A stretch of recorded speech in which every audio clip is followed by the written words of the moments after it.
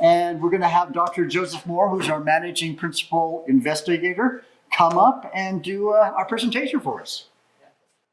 So I'm going to give a little bit of technical overview of the project. You can interrupt me and ask me questions if you wish, or you don't have to hold them till later.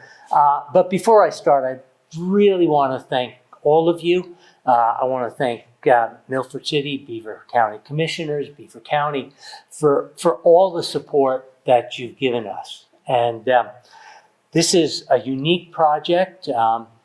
This project was initiated in 2014, and we competed with national laboratories, and we've been extremely successful.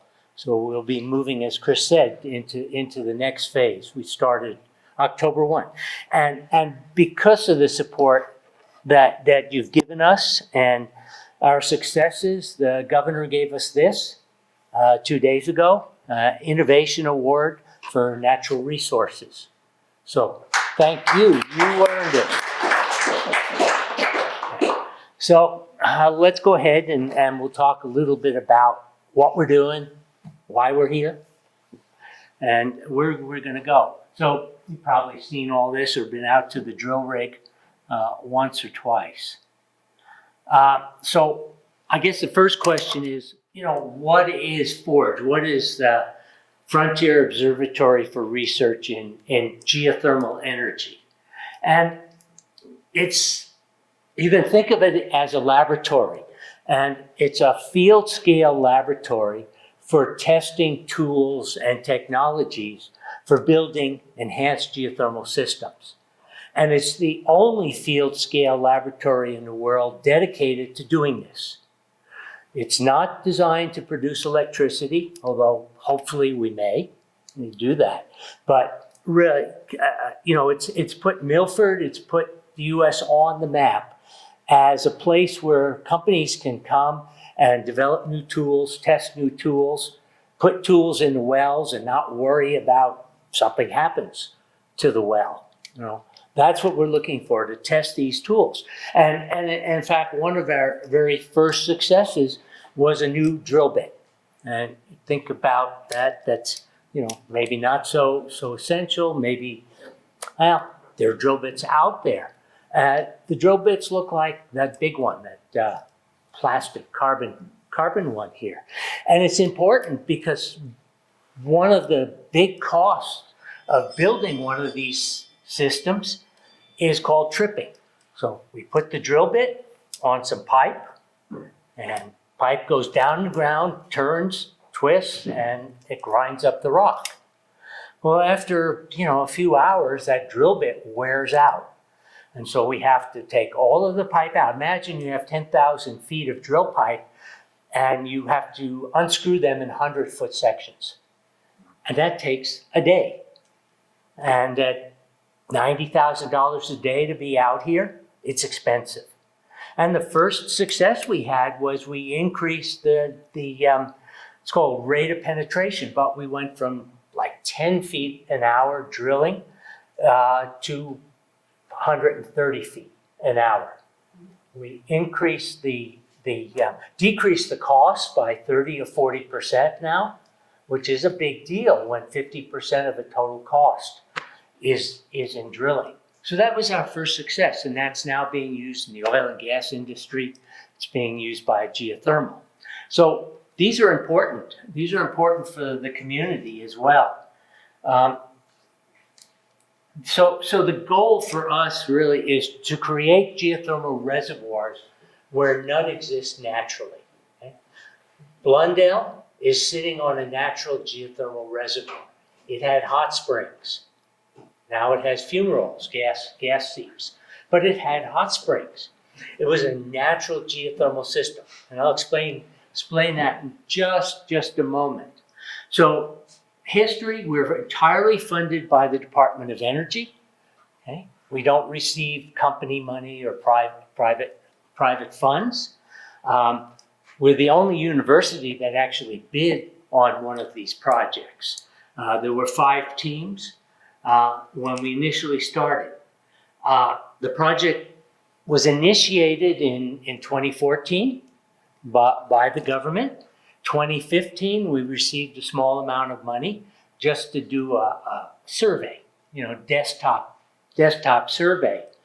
And in 2015, 2016, we received $10 million to drill a well.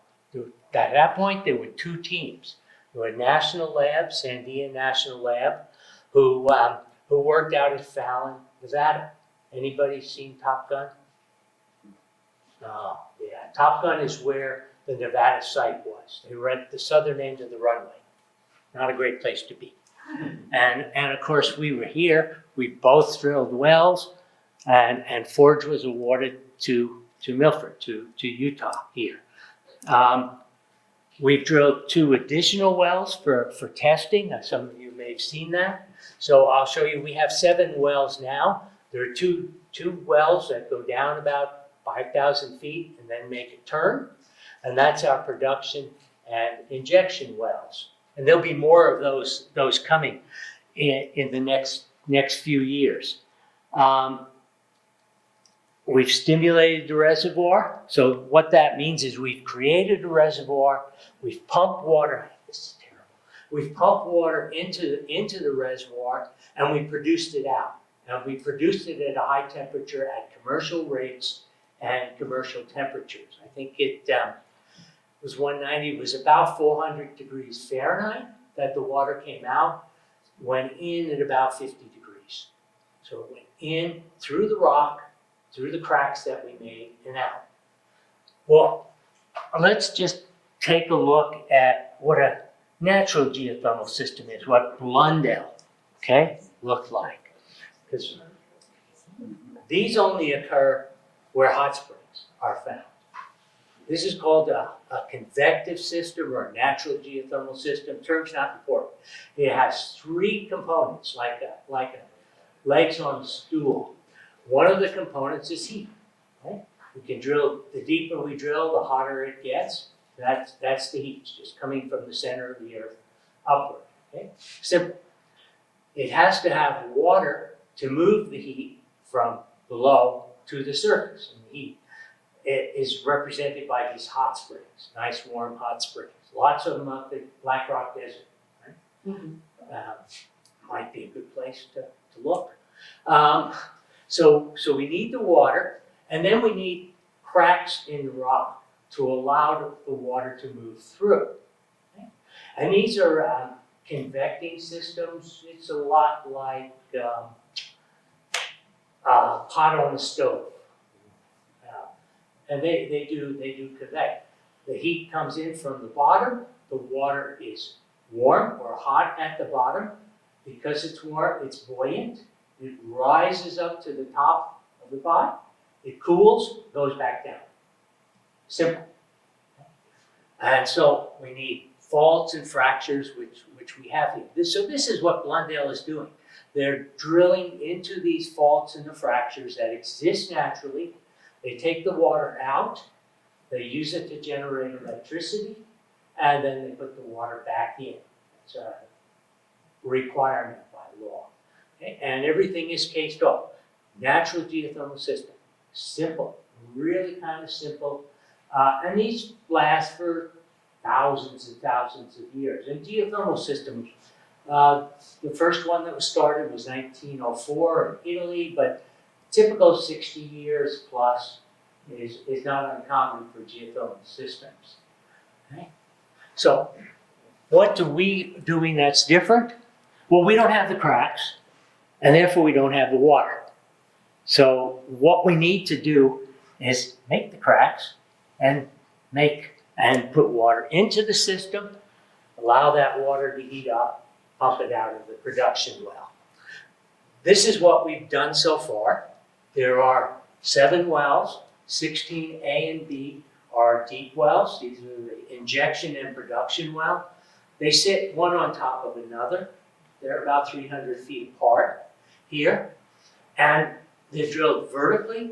And then if you can see the dashed lines, that's where they go. They drill vertically, turn 65 degrees, and then head east. So these are called the laterals. They're about 4,000 feet of horizontal drilling. And then we case them with metal casing. We perforate the casing with explosives, and that allows us to access the rock. We pump water into the rock, and we create these fractures, open these fractures between the two wells. And you can see on the right, I'm not going to spend any time on it, but all of the temperatures increase with depth. Maximum temperature right now is 440 degrees. So we can ask, what are the benefits of Forge? And I think you've seen them.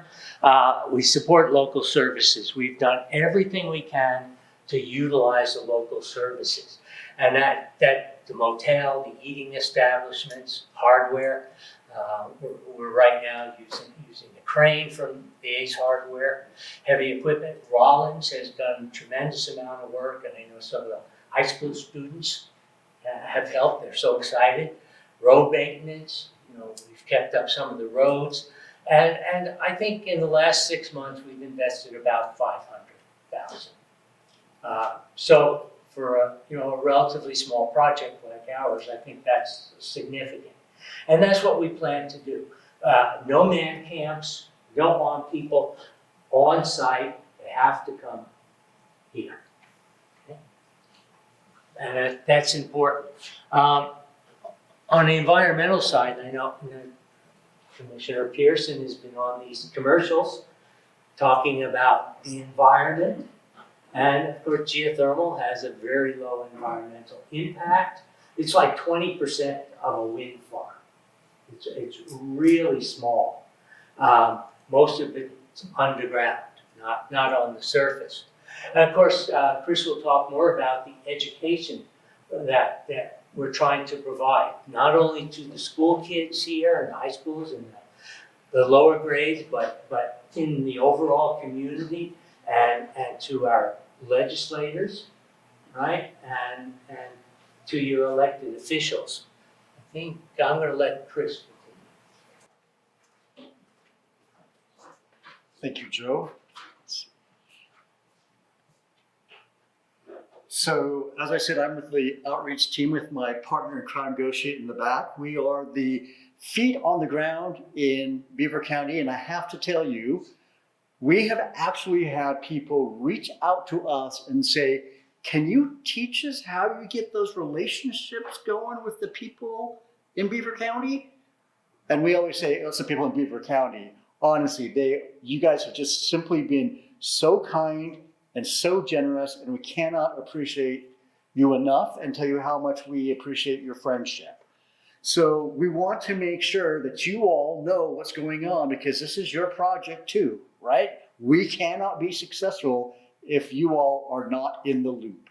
So once a quarter, either Dr. Moore and Ghosh and I, or just Ghosh and I, come out and we give a short presentation to the County Commission as well as to the Milford City Council here. And I know since they are during the day, some people might not be able to come, even though we advertise in the Beaver County Journal that is coming up. So the commission meetings are live streamed, and if I'm not mistaken, the council meetings are recorded, and you can go to the state site and actually play them. We're always right at the beginning, so you don't have to listen to the boring stuff.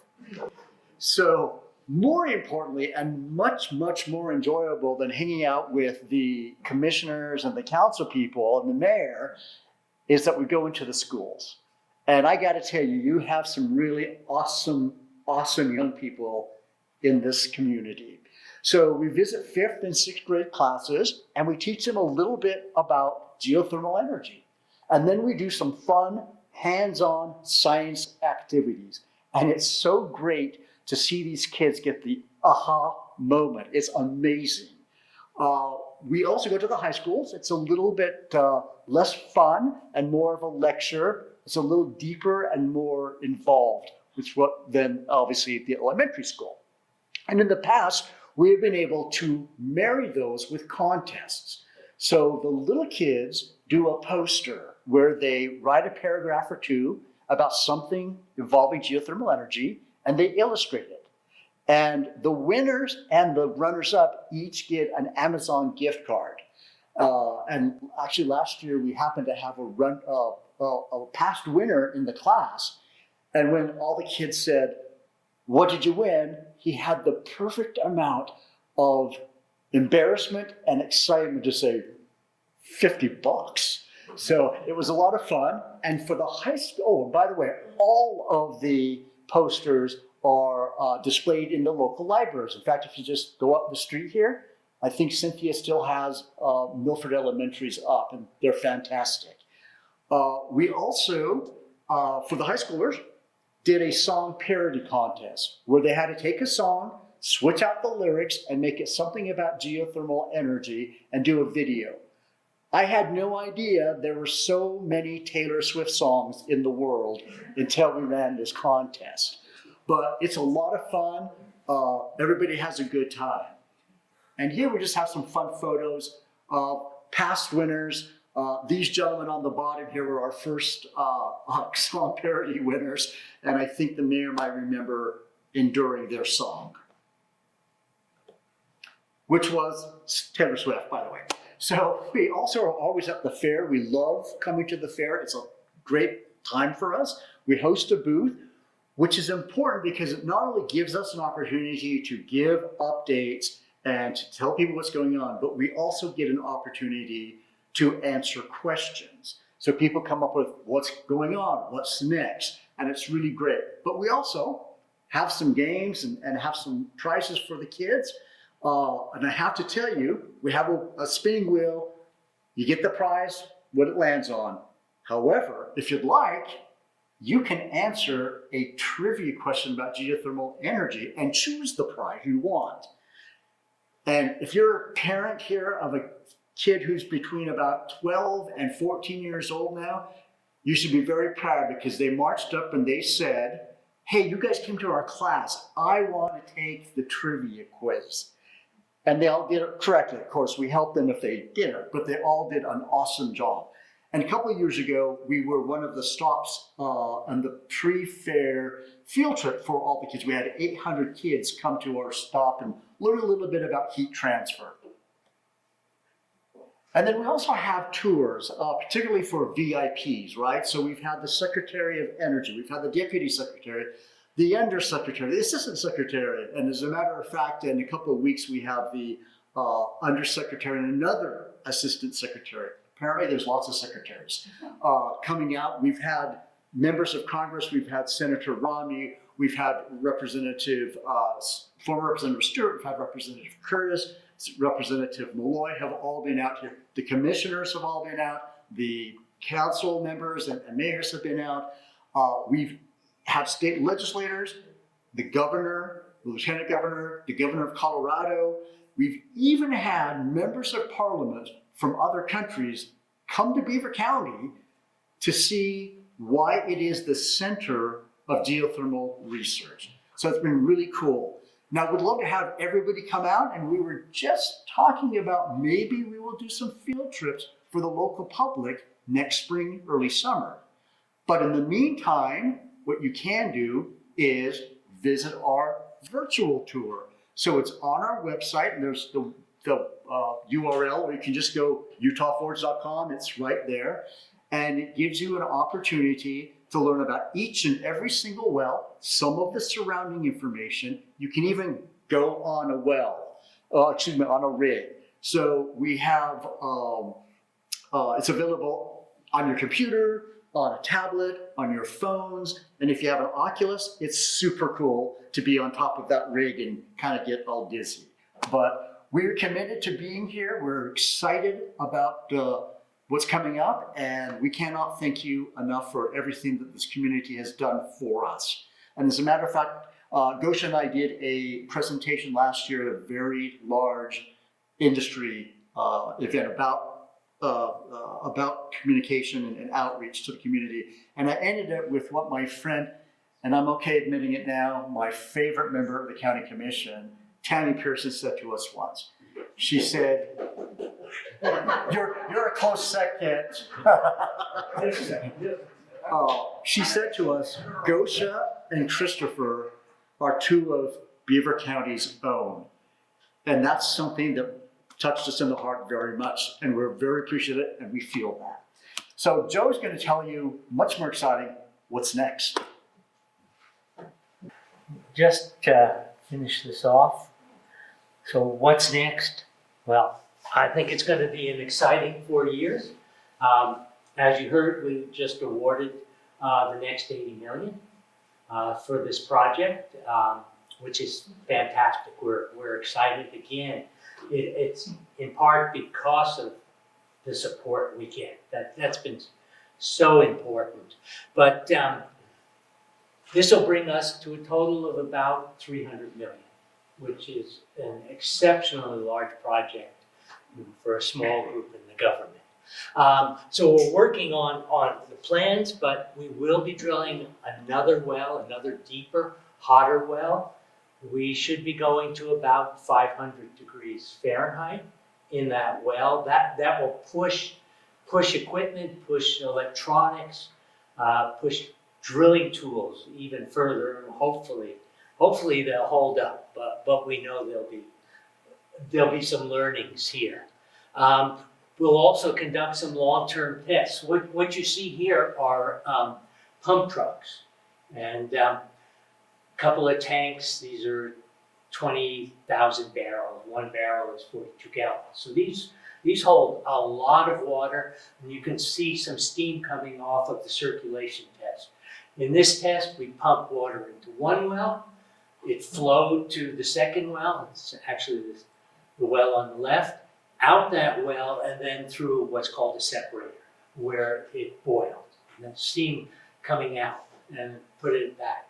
Each one of those pump trucks is like a D8 or a locomotive. There are 14 of them.